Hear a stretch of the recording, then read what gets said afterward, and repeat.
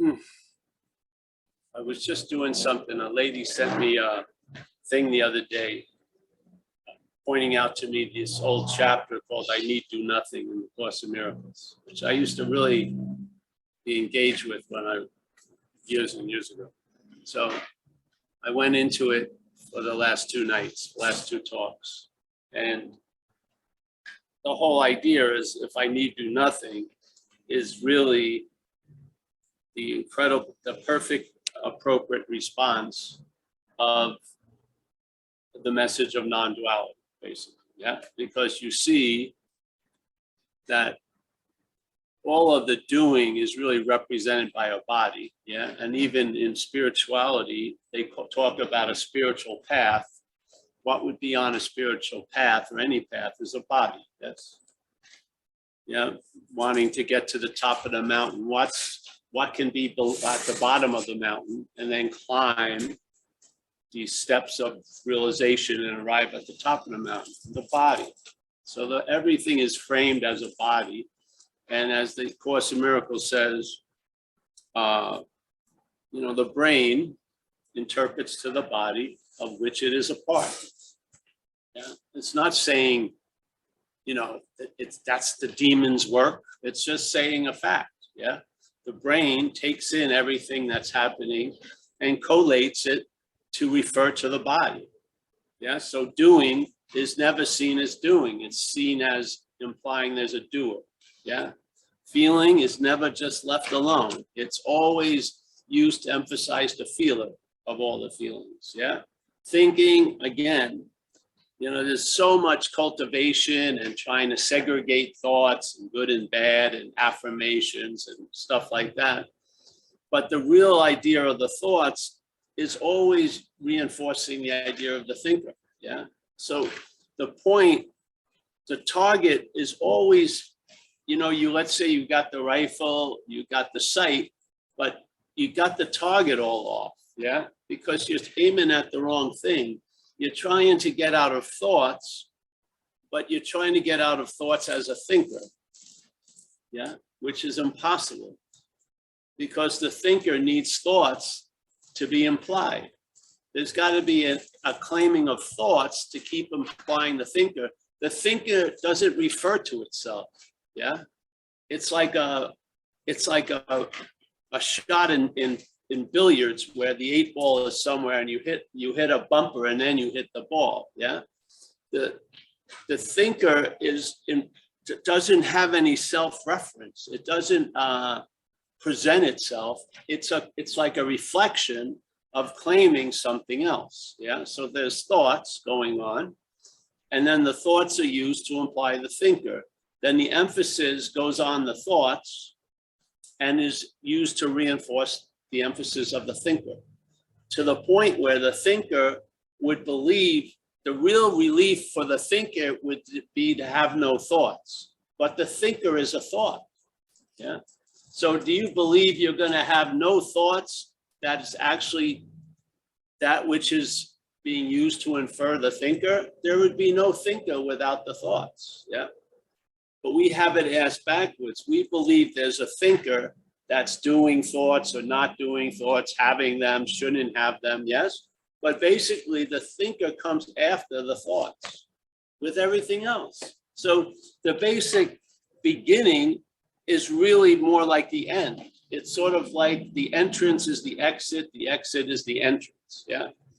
Where we've got the cart in front of the horse, seemingly. It's appearing to be true, it's not true, yes?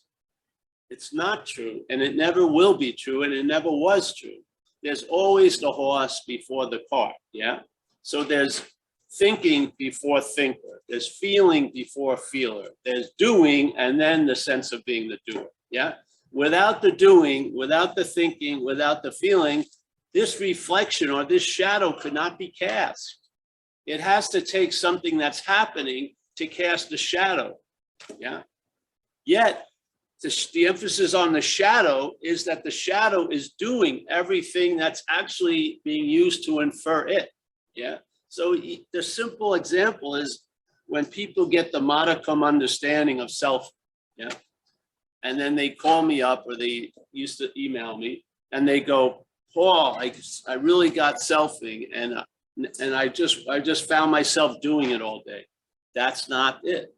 The selfing is that it's referring or implying that one that thinks it's doing the selfing. Yeah. So the selfing is an activity.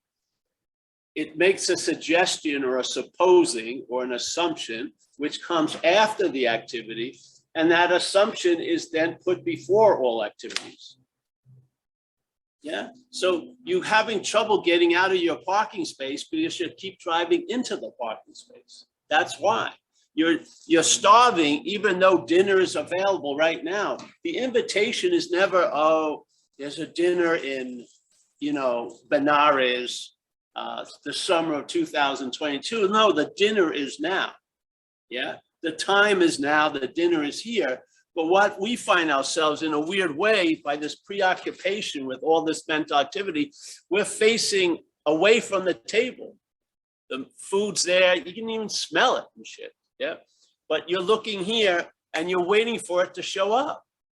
Yeah, and all you have is ideas. What's coming? What's behind that kitchen door? I think it's going to be roast beef or shit like that. If you just look, if you could turn the other way, you'd see the whole freaking thing. Yeah, but what happens is that which wants to turn that way when it hears the message is completely based on the other view. Yeah, so self can't get out of self. When you think you turned here, you're basically the same. Yeah. You're now made yourself the subject of the true subjectivity, and therefore that had to become an object. So now you're waiting for that object to appear through the kitchen door as you, as always, the subject, which you're not. All you are is subjectivity, but you're not the subject as the object. Yeah. Huang Po should have put it to rest a long time ago. Whatever can be perceived, which is bodies, yes, things, cannot be that which is perceiving. Listen to your head for 2 minutes. What does your head imply? Its whole riffing is based on one bass chord, yeah? And that bass chord is what can be perceived, which is this, is what's perceiving. So again, you're asked backwards. You start with the cart in front of the horse, yeah? And you're wondering why the horse ain't moving, because you're trying to drive it with the cart, yeah? When it's clear, you'll see that there's a lot of doing. The idea of you being the doer of it is ridiculous, yeah? You as a separate, long-lasting, independent island, introduce the flu, let's say. Your view gets bleaker, yeah, you're more irritable, shit like that. Is your head still claiming to be more irritable? Definitely. But what's the cause of it? You? No, it's the flu. Yeah. Things are coming through us all day, using us as a form of expression, yet the canvas, rather blank, keeps claiming to be every one of those identities. Yeah. With the point of forgetting its real identity, which is emptiness. Yeah. Canvas. That allows everything to appear in it. It keeps going, no. How it's totally incongruous to think that you are the same supposed person that you were at 4 years old now when you're almost 70, yes? You've got to make some incredible mental fucking high suspension bridges to cross the fact that this is not a long-lasting, independent, separate thing. It basically, some people I knew when I was younger, they don't look anything like what they were. If you saw the picture of them now, you say, how did that come from this? There's no, but the continuum was, I'm this, no matter how that looks, yeah? It's just a stubborn programming. And the reason why we can't get out of it, because we're saddled with it, because we're identified as the programming. And the programming is not going to escape the programming. It's tried its best by shooting coke in its neck. Yeah, it's tried its best by doing 5 fucking things. It's tried its best by fasting for 30 days and fucking hallucinating constantly with the hopes that once it stops and I eat again, things are going to be different, and they're not, literally. Yeah. I used to see it. There was almost a ratio let's say the longer the retreat, the more effect it would have. Maybe 3 weeks would produce a day and a half, yeah, or 2 days, yeah. In Thailand, it'd be faster because you'd be in a temple for 3 weeks, then you take the tuk-tuk back to fucking city. You were gone in 35 minutes. I mean, the sensations of shit, you were just, yes, all right, so I got a 3-hour reprieve for 3 weeks of intense effort. That's a bad payoff cost ratio. Why? Because we're moving uphill. Yeah, we're going against a flow. We inevitably lose. If you lose 1 day of footing, you seem to tumble back to where you started. That's why when you get in the mode of the only way I'm all right is by meditation, what happens if you have something happens and you can't do the morning meditations? All day, you're fucking flipping out. I got to get home to do the morning, you know, even if it's at noon, I got to do the morning meditations or my whole day's going to suck. Is that freedom? Or is that like a conditional dam that's keeping the big tsunami away? Is it a conditional dam? Are you making an incredible effort to keep certain things at bay, and one moment of non-vigilance, it's gone? Yes. And then what happens? The self-centeredness turns on you and you get blamed. You haven't done enough meditation. So then you move, maybe first to Zen meditation, then to sort of, let's say, Kundalini meditation, then to Vipassana, and you try more and more different techniques because the problem is in your equation of the solution. That's why they don't work, because you're there. That's why the party sucks when you arrive. Yeah. So this whole point, I'm not someone last week we were speaking, and the way they got the message is I'm telling them, don't do any effort. I'm not saying anything. I'm just pointing out the futility of effort, really, because there is a basis of futility in effort if the effort is being used for this prior agenda, which is the identification or the supposing or the reinforcing of you as a thing. Yeah. Then effort without knowledge is going to keep doing that impression. It's going to keep reinforcing that idea. I found it with a simple example of chanting a lesson in the Course in Miracles. I am not a body, I am free. Now, after a few months, I realized, Jesus, the only thing that was getting reinforced was the body, because there was the body identification chanting it's not a body. What? So the more I chanted it's not a body, the more it felt like a body. I saw it. I didn't need a teacher to point it out to me. I saw it. It was there. I gave it a shot. I figured, all right, with resting on my own fucking resources, which are bogus, yeah, and doing things the only way I know how to do things, I'm gonna do myself out of the body identification, not realizing every moment I appear is basically framed as a body identification. So the body identification sits down. First, it gets a nice comfortable pillow, cushion, lifts the left butt cheek because it hurts. And then it starts chanting, I'm not a body. Your whole preamble was getting your body comfortable to chant, you're not a body. Don't you see the futility of it? And what can that effort show you? It has value because it shows you it doesn't work. Yeah. And now maybe you go into deep states of meditation, yet you never have had the thought, I meditated. Yeah. Maybe you're sitting for 40 minutes in your backyard. You're not saying, okay, one session of meditation this month. No, you're just here. Yeah. Super quiet. Your head is sort of very easily distracted. It's sort of dwelling wherever you don't even care, basically. And then you're here. And incessantly you're here. And after a while, you realize you're always here. No matter what there's been thought of, no matter what feelings have been used to imply you've gone away, you've left. Yes. So this whole idea of you can never get back is based on that you can leave. You can't leave. That's why you can never get back. That's why you're not succeeding, because you never left where you're trying to arrive at.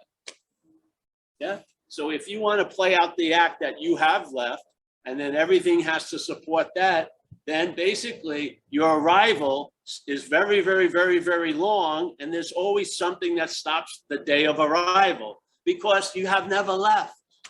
The famous thing, you go to the other shore at arriving at the other shore on having never left. That's the whole point. The whole point of non-duality is not, you don't have to stretch for 3 seconds. Yeah, it's before time kicks in. Yeah. So if you try to look for yourself through a glass of time, yeah, you're not going to see clarity because you're using what you're looking for to look for itself. If you don't believe that, then keep doing whatever you're doing. And if you do believe it, you're going to keep doing whatever you're doing anyway, but maybe what you're doing will have a new value. Instead of having failed to produce an arrival date, you'll see its real value is to be left with its own devices and not see them as yours. Yeah. Like we talked about this thing about the Course, it says, you've never had a moment of not being the body. Never. You've never forgotten it any moment in time. And the whole past and future is constantly being used to reinforce the idea of being a body. So then it says, you're going to lose interest in the body. But I see it in a different way. You're going to lose interest in the body as self. That's what you're going to do. You're not going to look at the body and immediately go, ding, Paul, ding. Yes. There's going to be a suspension of that recognition. Yes. So there is a loss of interest in the body as self. And then the interest in the body coming from something other than self is actually quite fucking great for the body. Yeah. Because maybe you'll finally find what you're looking for. I found with me, when I wasn't doing well physically, one of the biggest impediments of my getting healthy was my drive and desire to be healthy. Really. It was like the consultant that was ruining the whole operation. Just kept coming in, putting out its 2 cents. And after years, I finally realized the biggest problem I'm having is there's a vested interest in a solution to the problem. Yeah. What's one to do? I don't know. I found out, I looked and I saw that drive as not me. And suddenly something happened. Yeah. And from that day on, people knew me here. I think Chris and someone, I was very, very ill for a long time doing the talks. Very, very not well at all. And I had run into just a complete collapse in time and hope. And I just was sick and tired of being sick and tired. Every time I traveled, I got ill. When I got home, first the flu, then a sinus infection. So it would go on for months. And I was just getting my beat up like shit. And I was just sick and tired of being sick and tired. Yes. And then suddenly I was gifted a sight. And the sight was, I'm not that. Yes, I'm not that. The urban renewal project stopped. And so happens, it coincided with me finding a partner that was going to help me get healthier. This lady, Rhonda, who I have a lot of gratitude for. It was the first time I was introduced to something that actually worked in years. And I got fundamentally, physically so much better because there was a loss of interest. Because the real interest was being sick. Yeah, it wasn't getting better. The drive to get better was to reinforce the belief that I'm sick. Yeah, I had no idea.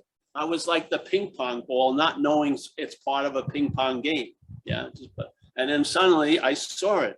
And just like everything else that I've seen, there was an avalanche somewhere. You could feel it. Just so much different information, and then some shit gets cleared, other shit stays, and you get almost like a vacuum. You're all cleaned out and something's put back in. Yeah. And then you come to, and over time you observe. Yeah. And you start reflecting on something's happened. I remember when I used to go on tours, when I get back, there would be like a big wave of momentum from the talks. Yeah. And it would come off, and then I'd have the eyes to watch when those waves hit shores. Yeah. And I could see change occurring for the next 3 or 4 months. from one initial wave, yeah?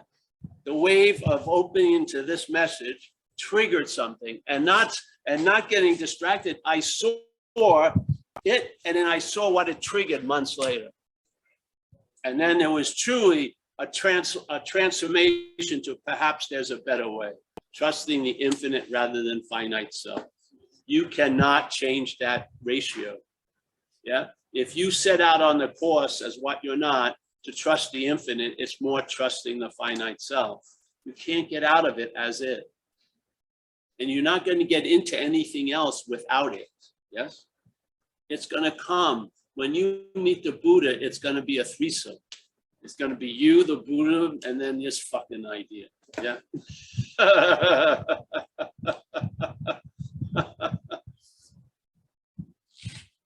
That's why we hear every week. And this is fun because I sat here for years in this position, getting sun.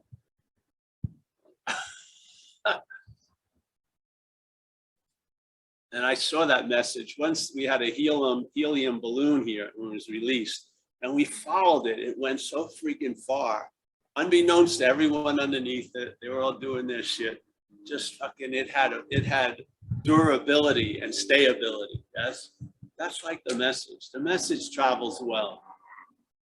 All you need, in a way, is just like a tap on the shoulder. Not like every tap on the shoulder. It's a tap on the shoulder that echoes something else. Yeah, because you know already. You know underneath. You are that. Yeah. So this echo, this tap does something else. You'll feel it, like an unspoken yes, or it's like knowledge before all knowledge. That's how my head attempt to paint it. It was just, wow. Yeah. I never heard anything like that. I had never heard anything that stopped me in my tracks. I never heard anything that its message does not detail a lot of interest in it. You see what it brings up. So the understanding of non-duality brings up all the misunderstandings my life seemed to be based on and puts them into stark contrast. There's very little attention going to the non-duality. There's a complete attention in what you're not from the non-duality. Yeah. Because non-duality is just inferring it's you, but how it arrives there is negating the mental you. Yeah, because if you don't negate the mental you, you'll attempt to arrive or say that you arrived at non-duality as the mental you. Yeah, so it's necessary seemingly in this dreaming that needs to be negated. So this you that's running around taking itself to be you cannot fucking land in non-duality. It can't get it, can't grasp it, can't understand it, can't gain it, can't lose it. It's just some completely nothing else. Nothing else is quite like it. Because most systems of understanding have been co-opted by the body identification. You're included, yeah? You're going to be the one that goes on the journey. You're going to book passage. You're going to arrive at the other shore. You're going to make an encampment. You're going to build a raft. What takes a raft but a fucking body? You're going to send a raft to other people. And it's body, body, body, body, body. And non-duality completely negates that by saying, hey, if and when you arrive at the other shore, yes, quotations, upon having never left, on having never left. So did you arrive at the other shore? Did you take a raft? No. So enjoy building rafts and enjoy, being the ferryman, realizing that where the ferryman is pointing to is going to fail you, and that's a success because there's no need to take the ferry. That's the ferryman's job. Yeah. Is to point to you another way. You finally tried the 58th way and you give up because the first 57 failures were used to beat the shit out of yourself. Finally, there's enough of that and you realize this is a failed equation because I'm in it. Yeah, this mathematical formulas I'm following has a primary number 1 and the true mathematics primary number is 0. And I'm not going to arrive at the 0 through the 1. I'm going to realize I never left the 0 by negating the 1. That's the whole point. That's the message. Yeah.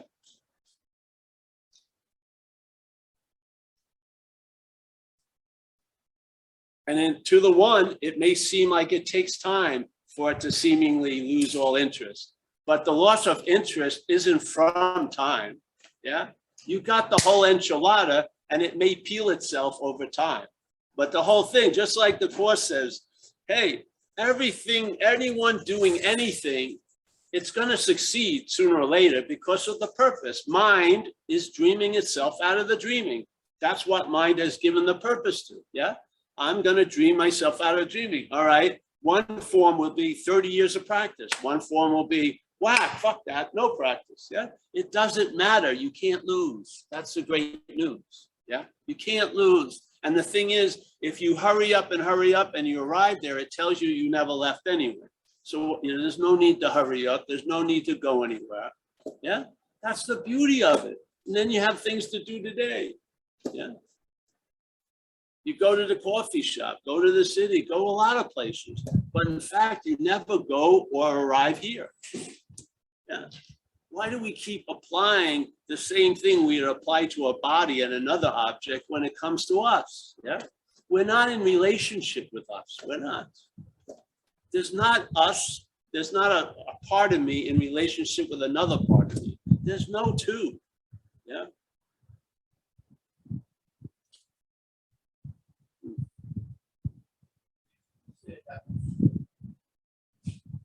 Through mind, big M mind, big M mind. Dreaming, yes.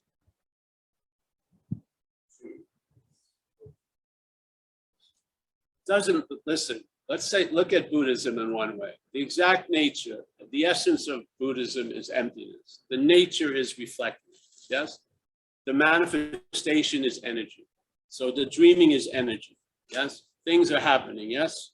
That's the manifestation of mind, big M mind, yes? That's the dreaming. Now the mind, big M mind, is going to dream itself out of the dreaming. As it does, the dream will get happier. It doesn't mean the dream's going to go on forever because it never went on for a second, really. It's an appearance, yes? It's an appearance. It doesn't come to an end. When it ends, it tells you that there was never a beginning, yeah?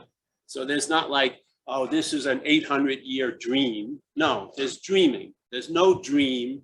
There's no thing that had a beginning and an end. It's a seemingly so. Things are appearing to be true to us, yes? The only truth there is that things are appearing to be true to us. That's the true truth, yeah? There is no truth out there. The truth is us. We are the reality, yeah? And we're giving meaning. Every meaning anything ever has is coming through us, yeah? So we are the dreaming of the dreaming. So mind, big M mind, is the dreaming of the dreaming. You want to call it being. And it's to or through, it doesn't matter because it looks like it's coming through, but this isn't here. This is an appearance in mind, as Ramana says.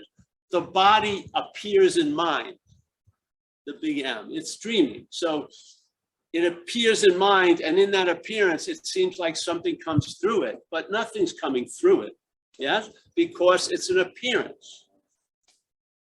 Yeah. So in one sense, it's true, and in another sense, it's not true. Yeah, it feels like something's coming through, but there's nothing to come through. Yeah, that's the whole point. This is what brings relaxation and peace, not based on any resume or any qualifications or any.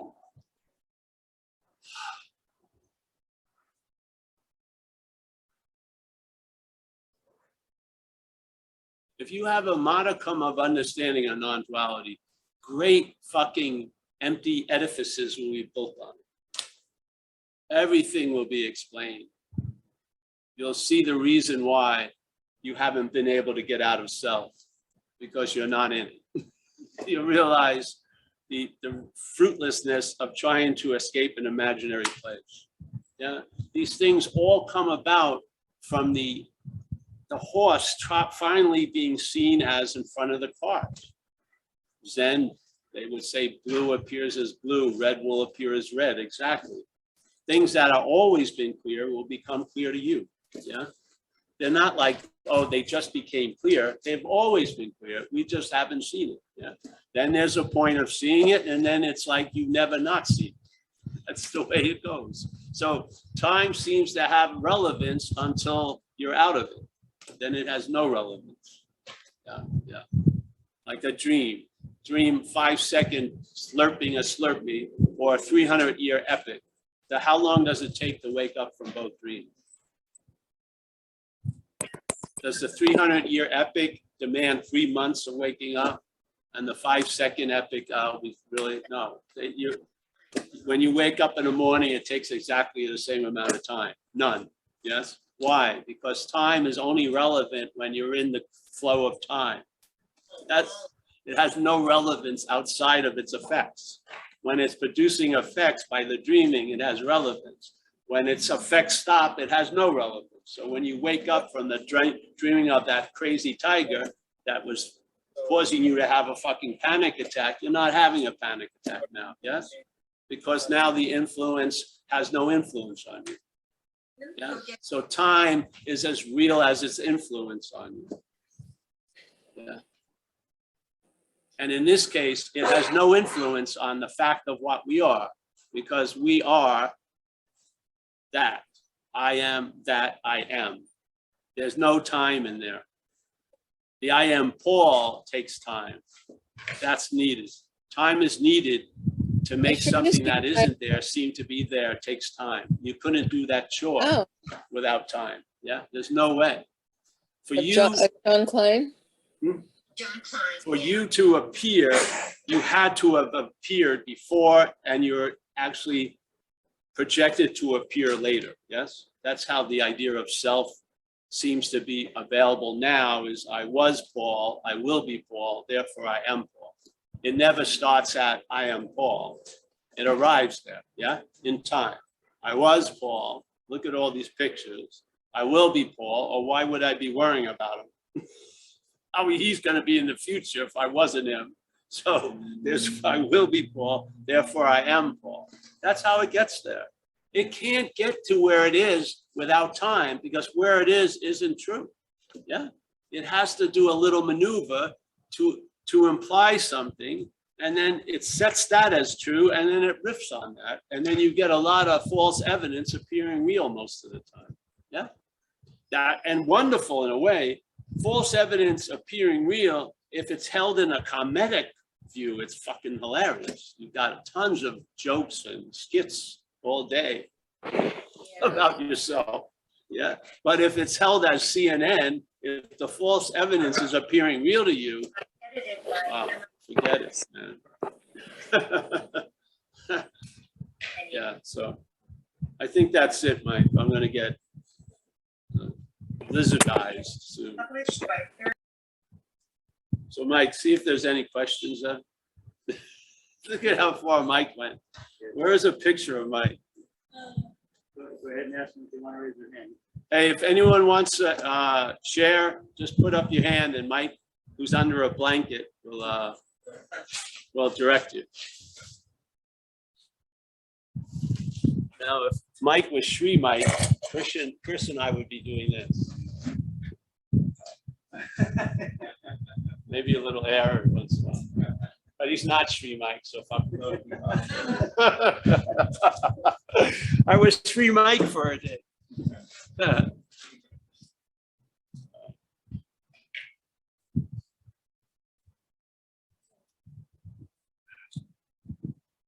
Chris, it's always good to see you. Yes.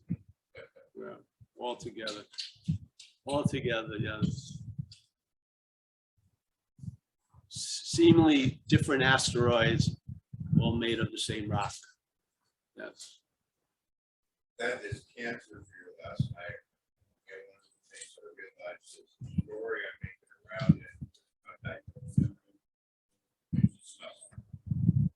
The story I'm making around it is so much more profound than if I actually.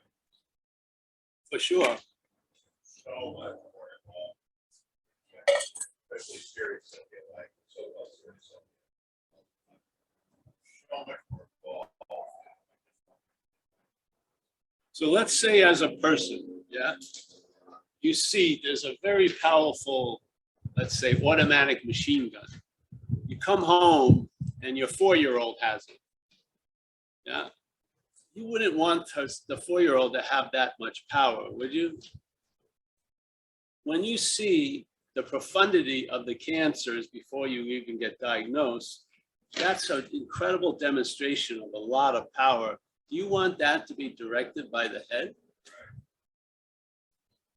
Admit your powerlessness to change that because you're identified as the head. And in that recognition, something will do for you what you can't do for yourself.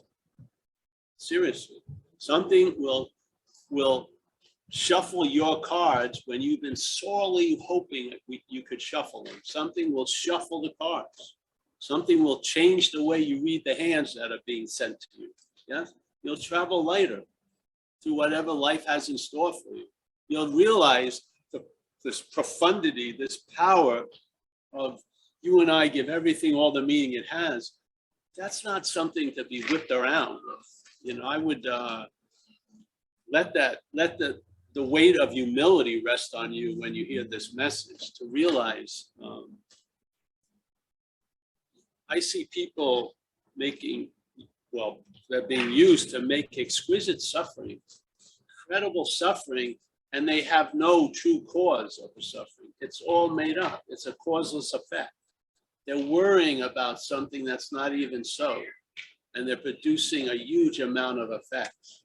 That's like a miracle worker. Yeah, it's not what we would call a miracle. We have therapists to deal with it and psychiatrists, but the bottom line, it's an incredible miracle. You and I are making shit out of nothing, a lot. Yeah, that's incredible to me. And I saw a life driven by something, this life. And there was something in me that was completely convinced, no bueno, yeah, no way. I knew I had it. There was a lot of power involved because as soon as I started drinking, I had magnetic appeal to people in uniform. I would attract cops from fucking far away. I got arrested on a bank of a river on a Sunday morning. I mean, you couldn't believe it. They come, 3 cop cars come over the grassy field and just ascend on us. We throw the shit in the river. It was just, I mean, and after about 8 or 9 of these events, I realized something. I'm putting out some kind of dog whistle or something, and I can't seem to stop it. My whole desire of success was not to be arrested, and I was still getting arrested. Yeah. So slowly but surely, it started to dawn on me, this lighthouse is causing all the ships to wreck against the rocks. I mean, I think its intention could be used for something else. So thank God I was struck sober, and I had like Rama talked about this idea of surrender. I had a true living demonstration of what surrender is for me. I don't know what it will be for you, but I know what it is here. And it allowed me to start being able to entertain being surrendered, yeah? Going back to that same futility as the hallelujah moment, really. That I'm not managerial quality. And just to give up the ghost, finally. Yeah, I didn't have another move left, yeah? And I think a lot of people arrive there, but then they get loaded again. And what was fortunate for me, I arrived there, and yet the head still wanted to do something, but a lot of the wind was out of its sails. I tried to convince one lady left to get loaded again. She wouldn't buy it. She said, you got to go to a meeting to have a place to stay at my house. And I made that deal, and I've never had that drive or thought to get loaded again.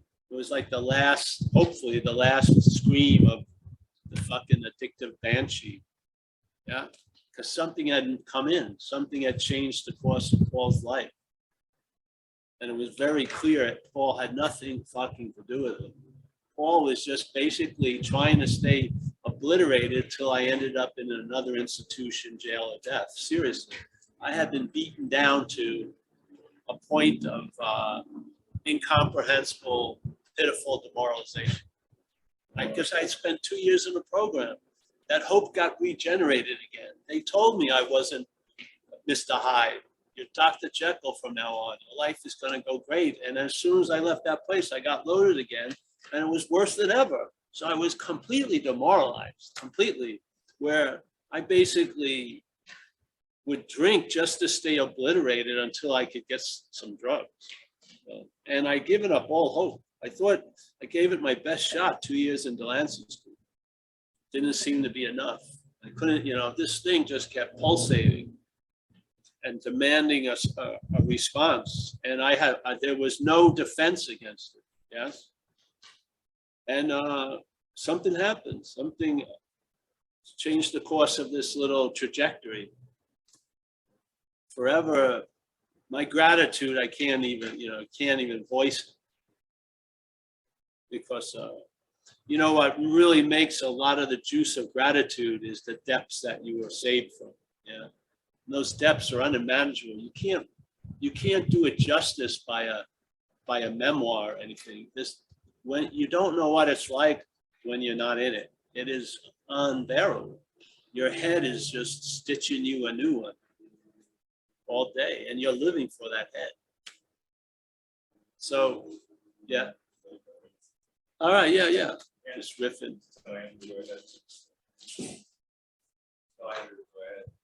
Andrew, go ahead. I know I get it. Hi, Paul, Andrew. Nice to hear you. And I was, you're talking about non-duality and the experience of identifying with the self. See, how long did it take you before you came into recovery? Before you started experiencing non-dual awareness? Was it years and years, or? Well, you don't experience non-dual awareness. You are non-dual awareness. Yeah. But when you became aware of it, that you sort of thought things are changing, I'm starting to see who the true self is. I don't want to give dates or anything, but I would say around the 5th year of sobriety, 15. some of the rugs were dispelled, and now the floor was being investigated. So yeah. Yes. So it was about 1993. Things started to dawn that were comprehensive, let's say. So I had a position of sharing at that point. Since I was 2 years sober, I was sharing to crowds of recovery people stuff, and the share was going through incredible transformation because I was completely leaving doing and having and going into R-ing and being. And from that point, it was impossible to go back, so to speak. Yeah. But there's great solutions, but a solution that informs you that there is no problem is far and above the greatest solution. Seriously. A lot of solutions are great. They're applicable and they can deal with a problem, but very rarely does a solution inform you that there is no problem. That's a solution. And to me, that's one of a kind here, which is a non-duality effect. Yeah. That's how I see it. So yeah, I would think it sort of was catching up to me. I was a position to be used, but I could tell what was using me was seemingly changing quite a lot, or how it was going. And therefore I made it clear that this is not AA meeting. And then, because I was causing a lot of stir in the community. So I try to protect, not have that, because it seems miscellaneous anyway. So be clear, never on a schedule list that we were an AA meeting, just had a workshop. So, and then it just turned into, we put on a website, people from other groups got in touch with us. I went there, I saw a spiritual addiction in its glory. And yeah, here I am in Marin City. My humble beginnings. I'm still here. Yeah. You gave your 2 thumbs up. Oh, great. Thank you. But there's not a non-dual experience. For it to be an experience, it would have to be dualistic. So non-duality doesn't play that game.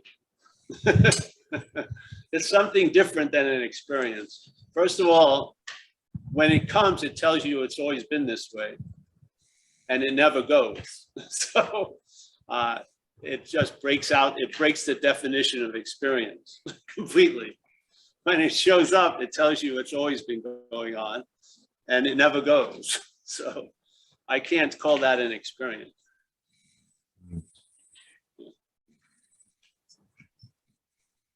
Anyone else? I'm gonna have a very nice tan. It's good.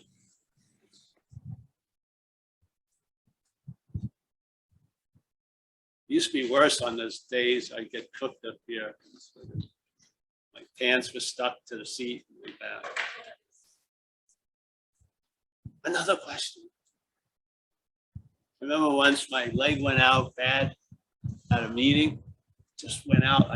Something twanged that I had never heard before. I fell off the chair and I was like this, and someone stood over me and asked me a question. I was like, not now, not now. I swear to God, I couldn't believe it. I said, no, not now. So yeah. Anyone else? No? Oh, that's great. Maybe we go. I think it was a pretty, you know what's happening now though, because we're doing like a chunk size talk, it's knocking down the potential questions, yeah? Where before we would only do 5 minutes or so, now we're doing a talk and then it's doing its job like it always does, yeah? Yes. Which is what? Taking away the need for a question. That's a fucking incredible answer. This is what I'm talking about. We've all been under the effects of quote unquote non-duality. They're not like the effects other things produce. They're not. Other things usually there's a lot of vigilance and maintenance going to be involved. This is not, this is a disarming message. It truly is. Like that the chapter in the Course in Miracles, I need do nothing, yeah? That's a pretty disarming message. I need do nothing. Now, as a doer, that ain't gonna work, yeah? But when you see you're not the doer, it comes to that, and it's said beautifully by that statement, I need do nothing, exactly, yeah? I mean, then, see, you can't describe the bell that was rung, but when you hear I need do nothing, you know that was the same bell that was rung, yes? Because only from that bell does the message I need do nothing come from, and that's non-duality. Most other shit has a lot of accompaniment, yes, that goes with it. This is I need do nothing. Hallelujah. Yeah, you almost died in there, suffocated, suffocated by the blanket. So is that it? We can just say goodbye. Eh? No, I'll let you say goodbye, brother. But can we pull it out here? I'm gonna go in. Hold on. I'm going in. Get up. Yeah, I gotta suffer as others suffer. You know how crazy you are. All right, I'm entering. Hold it. Oh, all right. I'm entering the homeless. I've got to bring the camera in. So can I see me? No. All right, we're bringing in. All right. I'm entering the homeless encampment. Here we are. I'm going to say goodbye. I didn't choose Mike as a tent partner, but here he is. All right, so I think I see, what's that name? Andrew. Nice to see you, Andrew. Thanks for the question. I see Paul Hedderman somewhere. There he is. Susan. Susan, I was hoping you'd hear those talks we did on the Course in Miracles, the I need do nothing. But if not, we'll do it again. Mike, he's almost up. There he is. I don't know who's this person. Craig May. Oh, Craig May. Nice to see you, Craig. And we got David Bitterman. Nice to see you, Mr. B. Who's this? I can't see that. Ariane. Oh, Ariane, nice to see you. I barely can see you. Oh, there's Tariq from Dover. I know that. I can recognize Dover, New Jersey from anywhere. We got, oh, I just missed Gary. There we go. Gary from his little corner. He's come out. Nice to see you, Gary. This one, Lisa. Nice to see you, Lisa. Who's that? Oh, Glenda O'Driscoll. Nice to see you. Glenda, send me one of those Irish sweaters. It's cold here under the tent. Yeah. We got Alex from Hudson Valley. Nice to see you, Alex. Cut her hair. Oh, you cut your hair. There you go. Ah. Oh, no. Oh, she didn't. Mike lied to me. He keeps misleading me. We just saw Kenneth from Vancouver. Oh, there's Tanya. Nice to see you, Tanya. Happy as ever. Anxiety way back in the rear mirror. Yes. Roman. Nice to see you. Who's this? Geraldine. Geraldine. Thank you. And thank you for your support, Geraldine. Ruby Rose, just saw you. Johannes. We got our friend from Romania. Callan. Nice to see you. Walter. Nice to see you there. On having never left. I spoke, this talk was based on you there. It was, yeah, on having never left. Who's this? Chris Gilmore. Oh, Chris G. Nice to see you.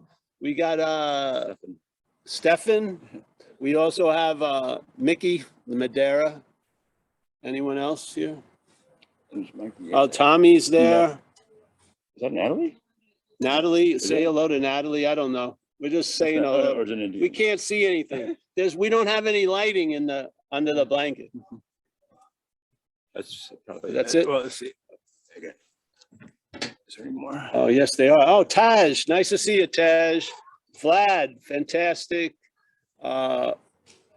Jacob, who's this? Elaine? Elaine and Carl. Oh, Elaine and Carl, nice to see you, Elaine and Carl. This one? Rich A. Rich A. Oh, great. Hey, thank you, everyone. We'll see you again this week.